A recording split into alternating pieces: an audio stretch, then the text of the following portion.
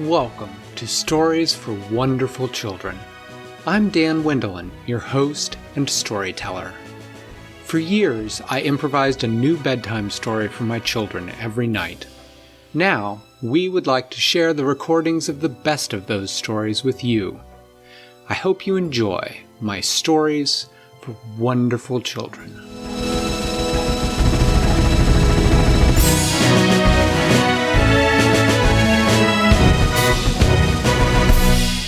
Once upon a time, there was a little girl named Lillian, and she was on a boat trip with her mommy and her daddy, and they were sailing in their sailboat. They were sailing along beautiful tropical islands.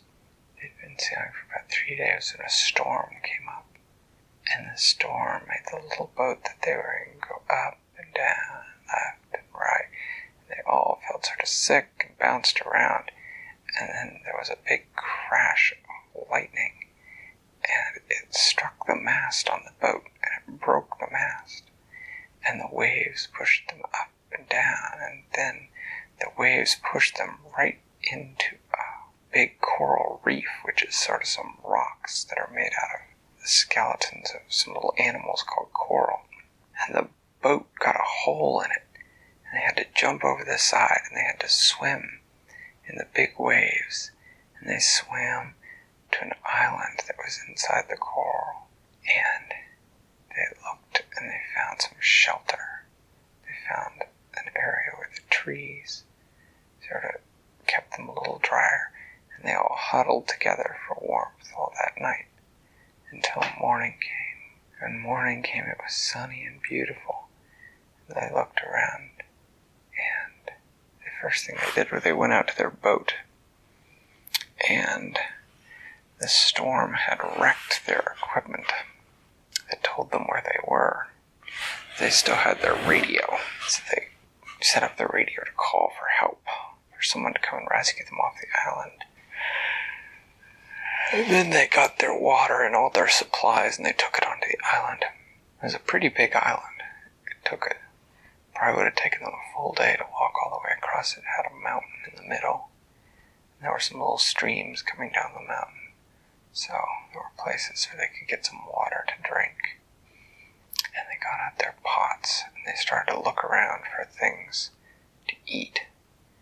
And Lillian walked along the beach, and she found some coconuts, and she brought the coconuts back, and she found a couple big rocks, and she smashed the coconuts open, and they had those for lunch. They had the inside of the coconuts, and they drank the milk out of the inside of the coconuts to quench their thirst, and they ate the white coconut meat on the inside.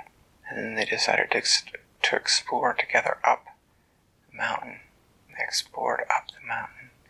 They found the side of the mountain. They found a cave.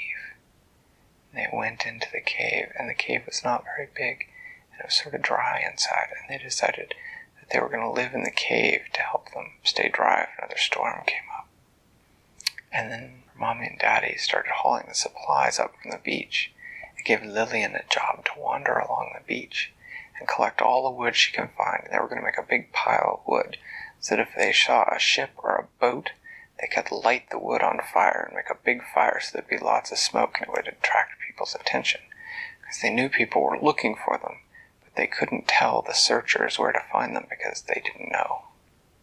Lillian wandered along the beach for about an hour in one direction. She had a big armful of wood.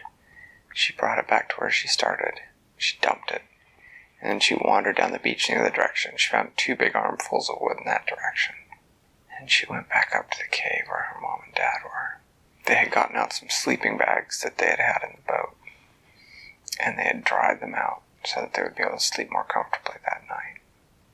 But they still needed to find something to eat for dinner.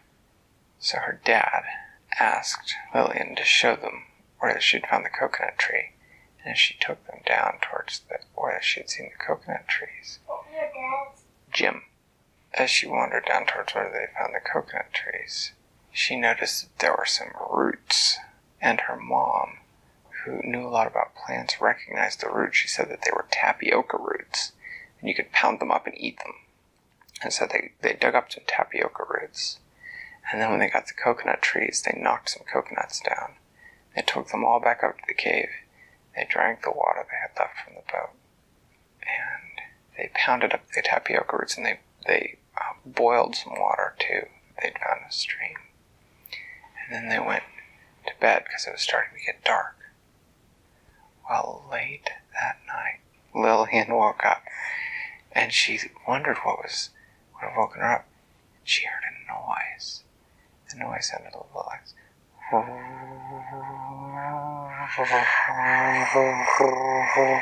And she realized what the noise was. It was an airplane. She yelled, "Mom! Dad, there's an airplane!"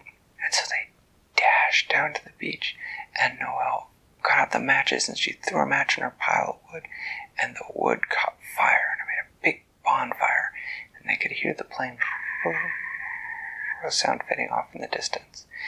And the fire was just getting going. She said, "Do you think they saw us?" Her dad said, "I don't know." But they stayed up for a little while, feeding wood under the fire. And after a while, they heard a sound of the plane going by again. And this time it went lower. And she said, "Oh, I know they saw us that time." And her dad said, "Yeah, they saw us, so they'll be here soon to pick us up. Come on, we might as well go back to bed." And so they went up to the cave. They got in their sleeping bags, and they slept the rest of the night. They woke up in the morning, and her dad said, "Come on, why don't we go up to the top and look out and see what there is to see." So they went up to the top of the mountain. They looked in all directions, and from the very top they could see a ship way off in the distance, and it looked like it was headed towards them.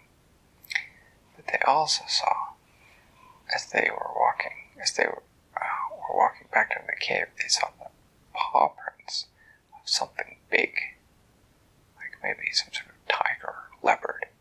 And her dad had a worried look on her face, and he said, "Okay, everybody, from now on we stay together. No more sending Lillian off to collect driftwood. If there's a big cat on this island, we need to all stick together so it won't bother us."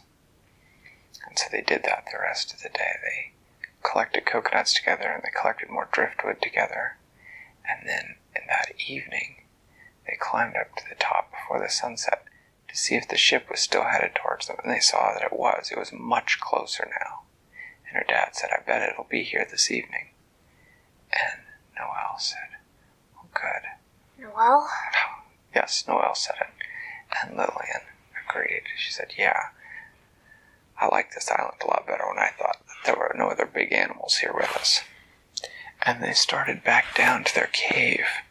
But when they were not that far from the cave, they could hear the sounds of something moving around in the cave. And Jim said, "Come on." And they walked away from the cave. Oh, they walked straight away from it, and then they walked down to the beach. And it was getting really dark now.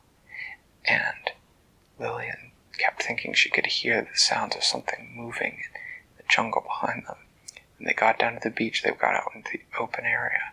They could see all around them, and they lit the fire, the big bonfire, because it was getting dark. And they kept feeding wood to the bonfire, and soon they saw the ship, and the ship let out a little boat, and the boat came.